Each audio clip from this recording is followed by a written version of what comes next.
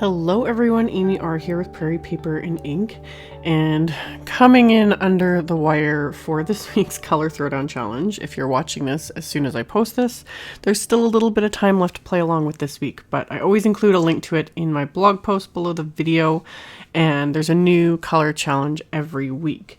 So, I'm super behind. Too much going on this week, but I wanted to play along no matter what because these colors are so pretty. So I pulled out the new Simon Says Stamp Kaleidoscope background, and I have some Strathmore ready cut watercolor paper. This is already cut down to 5 by 7 inches.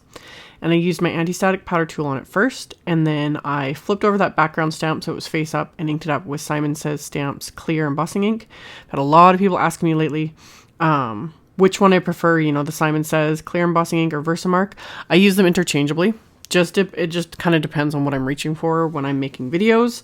They both work fabulous. So it's just whatever is easily available to you. So the Simon Says clear embossing ink is fabulous, as is Versamark. So that's what I used today. And then I used my Hero Arts white embossing powder and poured that over that image. So it's white on white embossing, which I just love.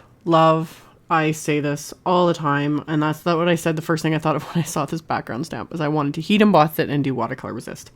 So I'm calling this like faux watercolor because there is no actual skill involved whatsoever. I am smushing on 3 different distress inks, and I went light-handed because I wasn't 100% sure how this would work. But after doing this, if you're using paler colors, you can, smush them a little bit heavier onto the cardstock. If you're using the really bright colors like Candied Apple Distress Inks or Picked Raspberry, like any of those really bright saturated colors, I would go with a lighter hand because they're going to spread more. But that's all I did was smush those little mini ink pads right onto the watercolor paper and then sprayed it with water. So I still went in with the corners of the ink pads and kind of added a little bit more color because these are really light colors because the color challenge is like a pale lavender, a pale blue, and a pale pink. So I did that, and it's heavily saturated with water. You could tape this down if you wanted. I didn't bother. And while it was still very wet and there's literally pools of water all over this, I went in and added just a little bit of gold. That's not part of the color challenge, but to me, gold is like a neutral. I like to bend the rules just a little bit when it comes to like gold and silver because you can use neutrals with the color challenge, grays, blacks, craft, white, etc. But gold to me is a neutral. So I added just a little bit with the Gansai Tambi Starry colors. I just used this light gold. Picked it up with my paintbrush, and I'm using the Royal and Langnickel No. 4 brush. I've shown these in a recent haul video. They're very affordable, like highly recommend. They're like $4 or something like that. So I just added a little bit of that, and then I let this completely dry. And that's the beauty in this is you just let the colors kind of do their own thing. If you spray it with water, you don't have to add the metallic watercolor or anything. And then you just let it dry. So once it was completely dry, I ran it through my die cut machine with the largest of the Simon Says WONKY rectangles die. And then I used the new Simon Says stamp. This is the CZ Design Holla stamp. A lot of people asking me about this one too. A lot of my international viewers kind of confused about what this is supposed to mean. So I've been trying to include that info. Holla is basically just kind of a slang way to say hello. It's kind of a cross between holler and hello. So holla. It brings out my inner valley girl, which I'm totally not, but I can't help it sometimes. So I really like this.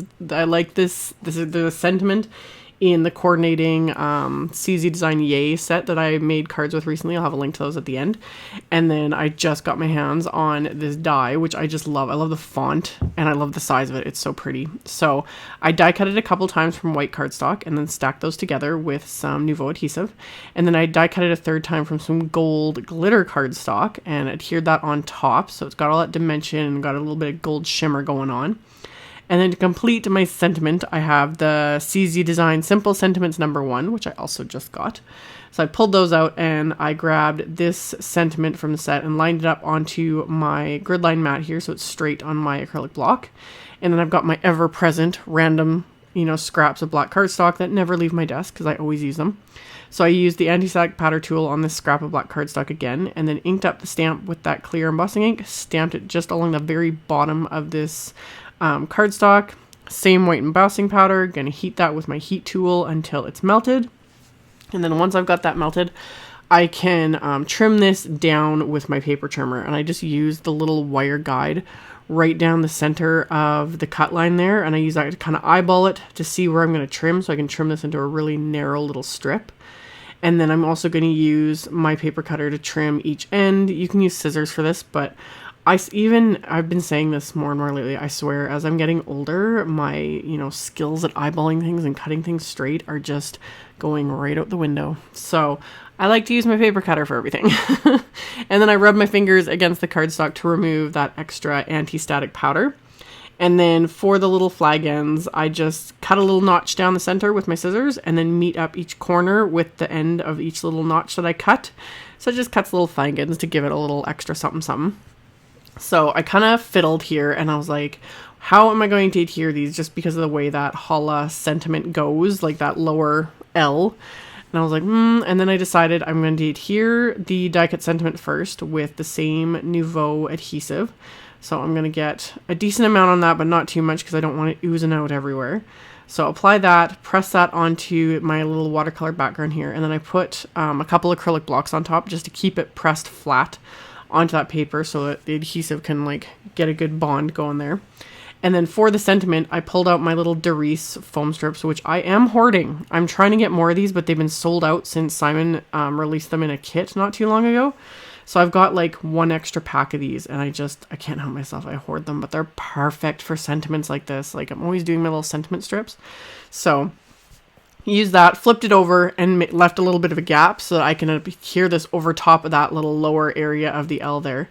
So peel off the backing, and then I can adhere that sentiment right into place.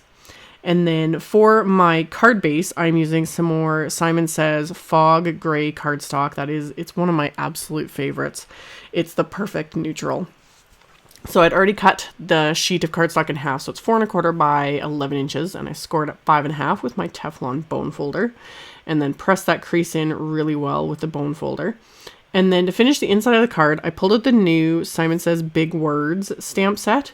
I was looking at it and I was like, that would go really well with the sentiments I used on the front of the card. So I pulled out the words to spell out "Be true to yourself."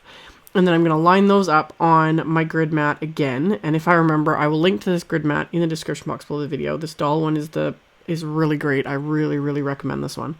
So lined up all my sentiments on my grid mats. They're all straight. And then I can pick those up with an acrylic block. And then I'm going to ink those up with that same clear embossing ink, because it's the same as Versamark. It also creates just a watermark effect. So it doesn't show up as much in the video, but in real life, and I picked it up on camera, like as it dried, it just is a nice tone on tone look on the inside of the card. So I stamped that, and then I popped up my card front with foam tape, just regular foam tape this time. Otherwise, those Derice foam strips, you'd have to use the entire pack just to adhere this. So I used foam tape to adhere this to my card base. And then for my last little bit of embellishment, I pulled out a couple packs of Simon Says sequin mixes. I have the Vintage Chic here on the bottom part, and there's just these like kind of purpley color ones. I'm not even sure really what color you would call that, but it just worked well with these colors. So I pulled out those, and then the Sweet 16 sequin mix had some pink and some gold and a really pretty iridescent pink, so that went really well with these colors too. So I just kind of sprinkled those about my card, and then I'm going to adhere them into place with that same Nouveau adhesive, and just holding all the sequins with my little crystal katana and pressing them into place. And that is going to finish off my card. So like I said earlier in the video, I will have a link in my blog post that will go to the color challenge if you guys are interested in playing along. It's just something we do for fun. And I will have a link to all of the supplies I used as well. So check out the description box below the video if you're interested. Thank you guys so much for watching and subscribing and thumbs upping and commenting on my videos. I appreciate it so very much. You guys are all amazing. And I will see you all very soon in the next video. Bye.